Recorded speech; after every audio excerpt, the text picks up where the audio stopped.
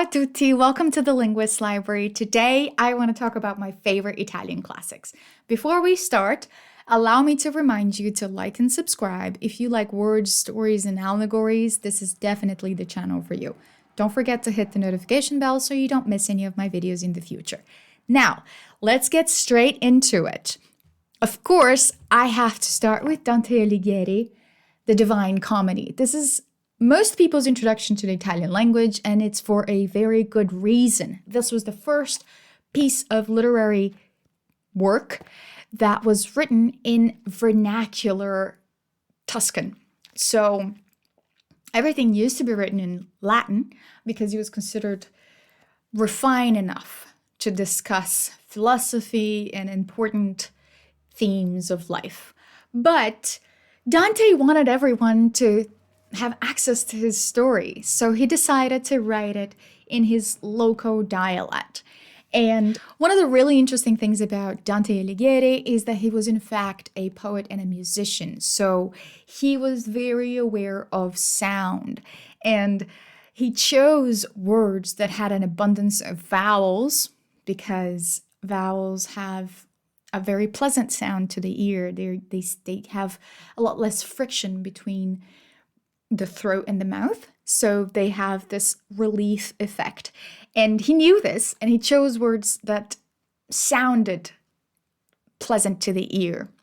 He also did everything in the ancient metric system, so every line in the original Italian has exactly 11 syllables.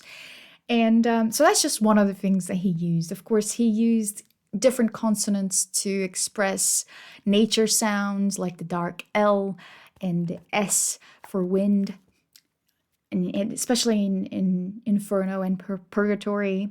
But what is this about exactly? Well, it's an allegory. Now the introduction to this video makes sense, doesn't it? So this is an epic poem that follows Dante from his journey through hell, purgatory, and then eventually paradise.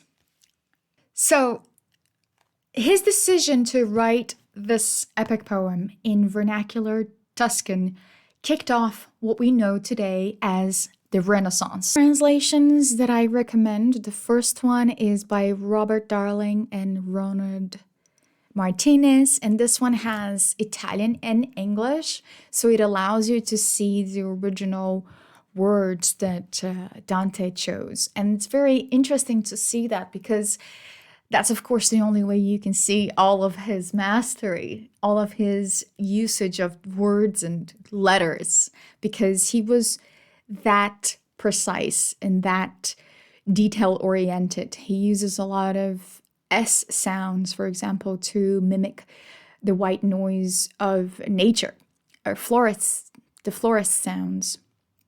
So, for example, selva oscura. See the sh, that's white noise. That's how you would mimic the forest wind, for example, or the dark L to talk about the rivers.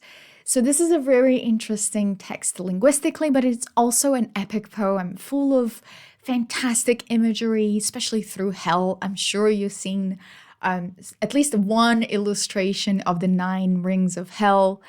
And it was revolutionary in many ways. He was extremely ahead of his time, not just in his writing style or vision, but also in the way that he perceived the world. He was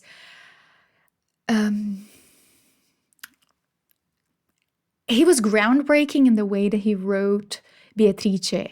So, for example, she saves him. So this is an inversion of the typical trope that women have to be saved by men. And that's just one of the things that he did. He was also against domestic violence, and that was not the norm in medieval Europe. So the second translation that I recommend is by Everyman's Library, and this one is translated by Alan Mandelbaum. Could be saying that wrong. And this one is fantastic because it has some illustrations by Botticelli. So, second book I want to talk about is still pretty much medieval Italian, but this is a historical fiction literary work. It's called the Decameron, and this one was written by Giovanni Boccaccio. Now, is this a favorite? Not really. It is historical fiction, which I enjoy, but Boccaccio was no Dante. He didn't understand women quite as much as Dante did. But other than that, it is a pretty interesting story of some Italian aristocrats escaping the Black Plague. So it's a really interesting depiction of the Black Plague, one of the few ones that we have from that time.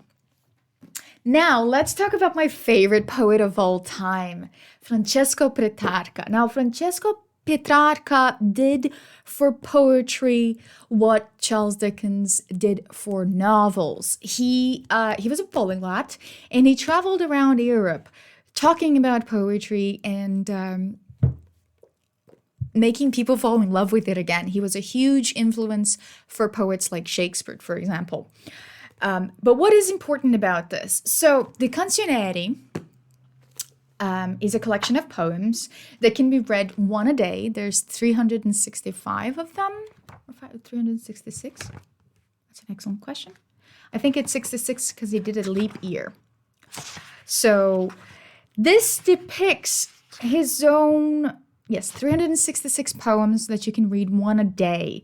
And this collection is very human. So it has no divine intervention, which is one of the reasons why Francesco Petrarca became the father of humanism. And he defended Italian as a language good enough to write stories in. So the Canzoniere was groundbreaking because it was basically what laid the foundation for the Italian sonnet tradition, the sonnets tradition in general. So Shakespeare was highly influenced by Petrarca. And Petrarca actually became a celebrity throughout Europe. He was considered the first tourist because he revived everyone's interest in classical literature or literature in general. Now, if we move on a little bit from the three fathers of the Italian language, as we know them, we get to a very famous literary work called The Prince. My copy is in Italian because I'm tired of people borrowing this and never returning it. But no, I'm kidding. So Niccolò Machiavelli wrote a letter to the prince explaining how you have a successful government. It was really, you could say that this was a job application that he sent to the prince. He wanted to be one of his counsels, so he wrote down what he thought was important. And it's an interesting philosophy. It's an interesting piece of philosophy work. It's very famous, and I highly recommend it. If you want to get to know the mentality of the Renaissance, and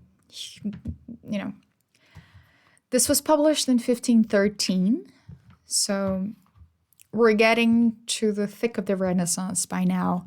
So the fifth book I want to talk about is by Torquato Tasso, and this was actually a recommendation by one of you guys. Shout out to Aaron Castro. If you see his comments, make sure you read it. He always has amazing tidbits and fantastic recommendations. So he knows that historical fiction is one of my favorite genres, and I was looking for stories of around this period because I've read a lot of classical literature, but not so much medieval and Renaissance. So this was really interesting, and I highly recommend it. I read the ebook first, and I liked it so much that I got the physical copy.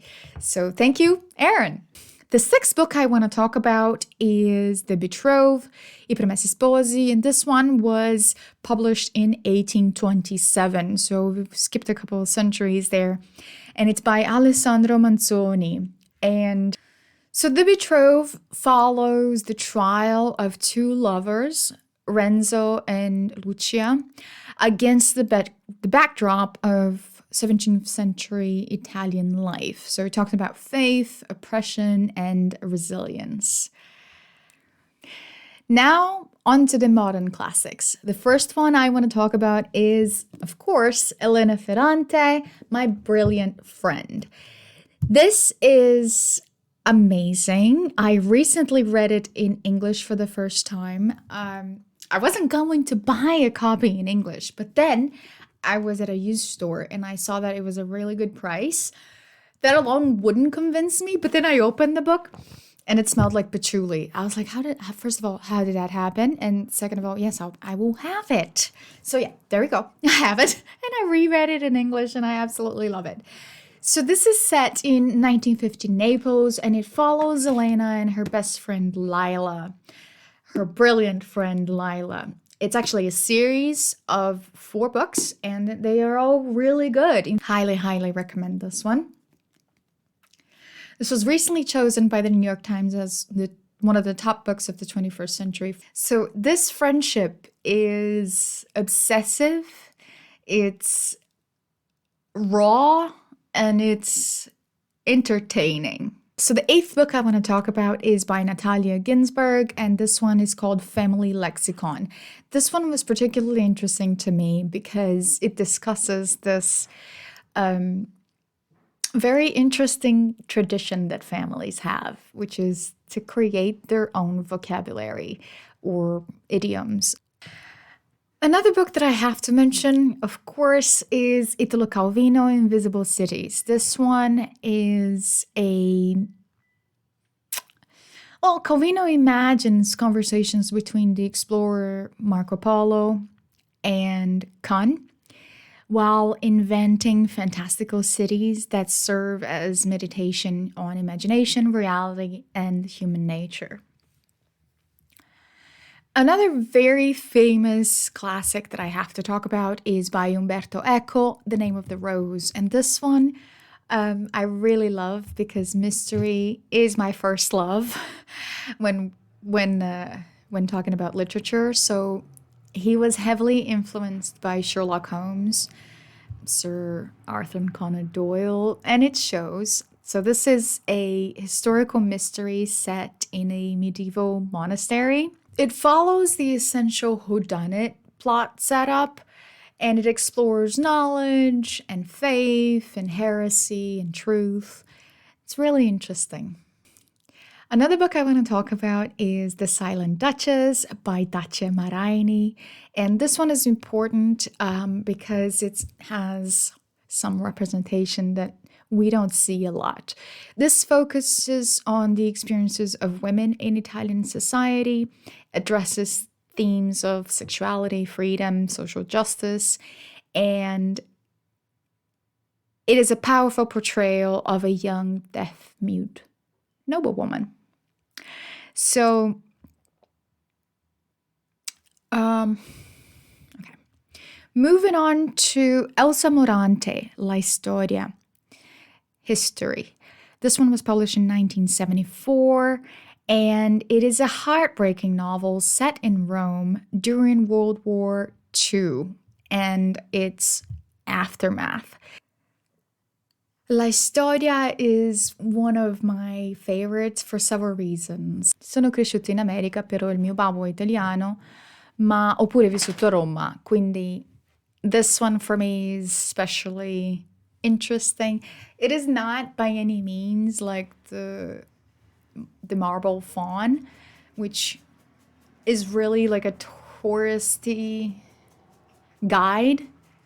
Not a touristy guide. It's a guide to the artistic and architectural history of Rome. Fantastic book, by the way. But it does depict real people and real stories.